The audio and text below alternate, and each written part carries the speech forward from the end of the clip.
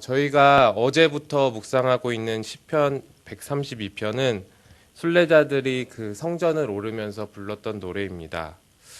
이 노래는 사무엘하 6장과 그리고 7장이 이렇게 토대로 되어서 이렇게 불려지고 있는데요.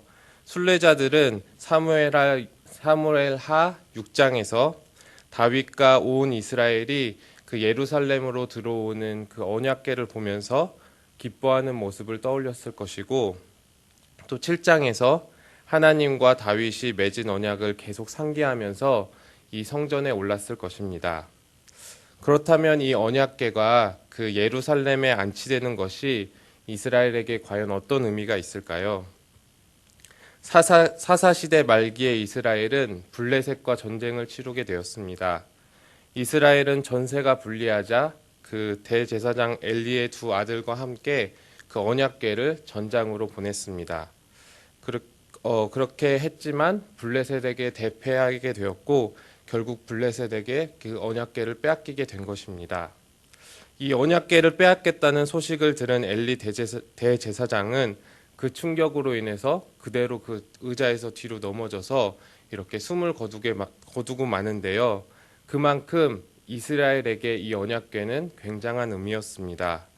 언약궤는 하나님의 임재, 그 하나님께서 이스라엘과 함께 하시다는 의미였기 때문에 이 언약궤를 그 블레셋에게 빼앗긴 것이 굉장히 큰 의미였다는 것이죠. 그러나 이 언약궤를 가져간 블레셋에서 계속해서 그 재앙과 화가 일어나게 되었고, 블레셋은 이 언약궤를 결국에는 수레에 실어서 그냥 길로 해서 이렇게 이스라엘에 보내게 됩니다. 그 후로 이 언약궤는 20년 동안 기랏 여아림이라는 그러한 도시에 보관이 되어지게 되는데요. 우리가 함께 보고 있는 그 132편의 6절에 보면 에브라다라고 나오는데, 이 에브라다가 기랏 여아림의 또 다른 이름입니다. 그리고 왕이 된 다윗이 20년 만에 마침내 그 언약궤를 다시금 되찾아오는 것이죠.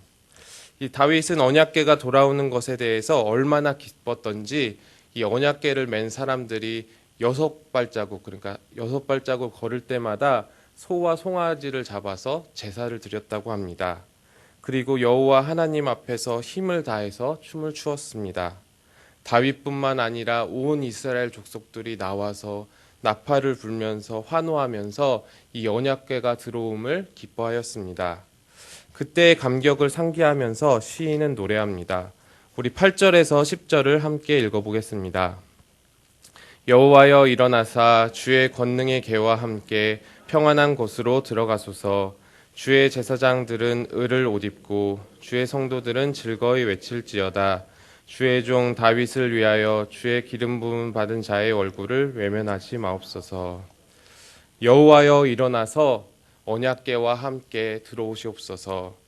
언약궤가 예루살렘에 들어오는 것을 보면서 사람들은 그 언약궤가 들어오는 것뿐만 아니라 언약궤와 함께 하나님이 들어오시는 것을 상기했다는 것입니다. 다윗과 이스라엘이 이처럼 언약궤를 옮기기 위해 원했던 까닭은 단순히 언약궤가 가지는 그 역사적인 상징성에 있지 않았습니다. 그들이 진정으로 원했고 간절히 원했던 것은 하나님의 임재하심이었습니다. 하나님께서 이스라엘과 함께 하시기를 그들은 소원했다는 것입니다. 그리고 그들의 소원에 하나님은 응답하셨습니다. 비록 언약궤는 다윗과 제사장들이 그들의 어깨에 메고 그 예루살렘 성에 들어왔지만 그 언약궤의 존재가 블레셋에게는 오히려 그 재앙이었듯이 이것은 하나님께서 허락하시지 않으면 그것은 가능하지 않은 일이었습니다. 하나님은 이처럼 오직 자신의 뜻을 드러내고자 그 다윗과 그리고 그 예루살렘과 함께 하시기를 이렇게 허락하셨다는 것입니다. 오늘날 우리 교회 그리스도인들도 마찬가지라고 생각합니다. 우리가 나무 모양의 상자를 만들어서 언약궤라는 이름을 붙이고 이렇게 그것을 언약궤라고 말할 수 없는 것처럼 교회 건물만 올려놓는다고 해서 그곳에 하나님이 계시다고는 말할 수 없습니다. 하나님은 하나님의 집을 건축하겠다는 다윗에게 말씀하셨습니다. 내가 나를 위하여 내가 살 집을 내가 건축하겠느냐. 하나님은 건물 안에 속하신 분이 아니십니다. 건물을 크고 웅장하게 짓는다고 해서, 그리고 건물을 아무리 성스럽고 그리고 아름답게 짓는다고 해서 그곳이 하나님이 머무는 곳이라 말할 수 없다는 것입니다. 사람들이 아무리 몰려드는 자리라도 그곳에는 하나님이 구제하실 수 있습니다. 고린도전서 3장 16절은 말합니다. 너희는 너희가 하나님의 성전인 것과 하나님의 성령이 너희 안에 계신 것을 알지 못하느냐. 에베소서 2장 21절 22절도 말합니다. 그의 안에서 건물마다 서로 연결하여 주 안에서 성전이 되어가고 너희도 성령 안에서 하나님이 거하실 처소가 되기 위하여 그리스도 예수 안에서 함께 지어져 가느니라. 하나님은 건물에 계신 것이 아니라 하나님은 그의 영이 성도들 안에 계십니다.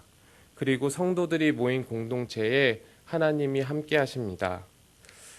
그리고 우리가 시편 132편 1, 2절에서 보면 다윗이 여호와의 처소를 발견하기까지 내가 잠시도 안식하지 않겠다고 하는 다윗의 맹세를 볼 수 있습니다. 그런데 이번에는 하나님께서 맹세하십니다. 우리 첫 번째로 다윗의 영원한 왕조를 약속하시는데요. 우리 11절에서 12절을 같이 한번 읽어보도록 하겠습니다. 여호와께서 다윗에게 성실히 맹세하셨으니 변하지 아니하실지라. 이르시기를 내 몸의 소생을 내 왕위에 둘지라. 내 자손이 내 언약과 그들에게 교훈하는 증거를 지킬진대. 그들의 후손도 영원히 내 왕위에 앉으리라 하셨도다. 그리고 두 번째로 시온을 자신의 영원한 거처로 삼으셨습니다. 우리 13절에서 14절을 읽겠습니다. 여호와께서 시온을 택하시고 자기 거처를 삼고자 하여 이르시기를 이는 내가 영원히 쉴 곳이라. 내가 여기 거주할 것은 이를 원하였음이로다. 두 가지 맹세를 통하여서 하나님은 다윗의 왕조가 영원할 것이고, 그리고 그 시온에서 이 다윗의 왕조가 계속해서 이어질 것이라고 말씀하십니다. 그리고 우리는 하나님께서 하신 그 약속들이 예수 그리스도 안에서 성취된 것을 발견합니다. 하나님께서는 다윗의 씨로부터 메시아 되신 예수 그리스도를 탄생하게 하셨고, 그리고 그를 영원한 왕으로 삼으셨습니다. 그리고 왕 대신 예수 그리스도는 자신을 믿는 우리를 새 이스라엘이라고 명칭하시면서 우리 안에 들어오셔서 우리가 하나님의 성전이 되신 것을 선포하십니다. 그리고 우리 안에는 예수 그리스도의 영이 영원토록 함께 하시는 것입니다. 놀라운 일이 아닙니까? 하나님께서 보잘것없어 보이는 나를 자신의 집이라고 명칭하시고, 그리고 갈등이 많고 부족함이 많아 보이는 우리 공동체를 자신의 처소로 삼으신다니 너무나도 놀랐습니다. 그것도 잠깐이 아니라 영원히 그 안에서 머무시겠다고 말씀하십니다. 저희 집은 가끔씩 이렇게 난리가 날 때가 있는데요. 그날이 바로 이제 손님이 오는 날입니다. 손님들이 온다고 하면 이제 막 난리가 나는 거죠. 막 여기저기 막 화장실도 치우고 대청소를 막 이제 그날이 대청소의 날인데요. 평상시에는 이제 아기가 있으니까 아기 사는 집은 다 이래 그러면서 이제 자신들을 이제 정당화시키면서 저를 정당화시키면서 살다가도 이제 손님이 온다고 하면 막 여기저기 쓰레기도 버리고 막 이것저것 청소도 하고 하는 거죠. 그러나 이제 손님을 치르고 나면 마음 한편으로는 조금 아쉬운 마음이 듭니다. 그러다가 이제 어느 날 생각해 보니까 예수님을 모시고 있는 나에 대해서도 생각하게 되었습니다. 손님 한두 명을 대접하면서도 이처럼 야단법석을 치렀는데 정작 예수님을 내 안에 모시고 있으면서도 그것을 전혀 인식하지 않고 살아가는 것에 대해서 죄송한 마음이 들었습니다. 마치 춤추는 그 다윗을 보면서 미갈이 이렇게 비웃었잖아요. 그 미갈이 비웃었던 것은 그 언약궤가 들어오는 그 의미를 알지 못했기 때문에 미갈은 단순히 그 다윗이 춤추고 옷이 벗겨지고 하는 것을 보면서 체면을 차리지 못한다고 비웃었던 것처럼 저도 그렇게 하나님이 함께 하심에 대한 의미를 제대로 상기하지 못하고 있었던 것을 생각하게 되었습니다.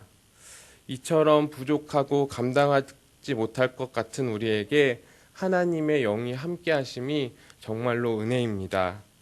정말로 마음으로부터 우리는 이 사실을 찬양해야 합니다. 다윗이 자신의 옷이 벗겨진지도 모른 채 그것을 기뻐하면서 춤을 추었듯이 우리도 그것을 너무나도 기뻐하는 소식으로 들어야 합니다. 또한 하나님이 거하시는 곳은 축복의 터전이 됩니다. 우리 15절을 함께 읽어보도록 하겠습니다. 내가 이 성의 식료품을 풍성히 복으로 주고 떡으로 그 빈민을 만족하게 하리로다. 이 팔레스타인 지역은 메마른 땅이며 그리고 물이 부족한 그런 기근이 있는 지역이라고 합니다. 그런데 하나님께서 약속하신 것은 하나님의 넘치는 복으로 그 도시에 가장 낮고 그리고 가장 가난한 자들에게도 그 식료품으로 그 하나님의 은혜를 맛보게 하겠다. 그리고 그 맛본 것을 만족하게 하겠다고 말씀하십니다. 사랑하는 성도 여러분, 하나님의 임재가 있는 곳에 하나님의 축복이 있습니다. 이 하나님의 축복은 아무 곳에서나 샘솟는 것이 아닙니다. 복은 오직 하나님의 보좌로부터 흘러내려옵니다. 물이 높은 데서 낮은 곳으로 흘러가듯이 하나님의 복은 하나님의 보좌로부터 가장 낮은 심령에까지 흘러갑니다. 우리는 다른 곳에서 복을 찾는 것이 아니라 하나님을 향해서 우리는 복을 구해야 합니다. 은혜는 하나님께로부터만 나오기 때문입니다. 말씀을 정리하겠습니다. 우리는 예배를 드리면서 무엇을 떠올려야 할까요? 성전에 오르는 순례자들은 시편 132편을 떠올리면서 노래하면서 하나님과 다윗의 약속을 떠올렸습니다. 언약궤가 예루살렘으로 돌아왔던 그 장면을 떠올리고 그리고 다윗과 맺은 하나님의 약속을 떠올리면서 하나님께서 자신들과 영원히 함께 하심을 그것을 노래하고 기억했습니다. 우리도 예배를 드릴 때마다 매일매일 하나님과의 약속을 떠올려야 합니다. 하나님께서 보잘것없는 우리를 그리고 때로는 갈등을 겪고 이렇게 힘들어하는 우리 공동체를 하나님께서 영원히 거하실 그 성전으로 삼아주셨다는 사실에 늘 감사해야 합니다. 우리가 어디를 가든지 무엇을 하든지 누구를 만나든지 하나님께서 내 안에서 함께 가신다는 사실을 늘 기억해야 합니다. 그리하여서 오늘 하루 하나님의 보좌로부터 흘러가는 그 은혜가 나를 통하여서 가장 낮은 곳까지 가깝기로는 나의 가족과 내가 만나는 친구와 공동체까지 그리고 심령이 가난한 이들까지 흘러가는 통로로 사용되는 우리 성도님들이 되시기를 예수님의 이름으로 축원합니다. 아멘. 우리 함께 기도하겠습니다.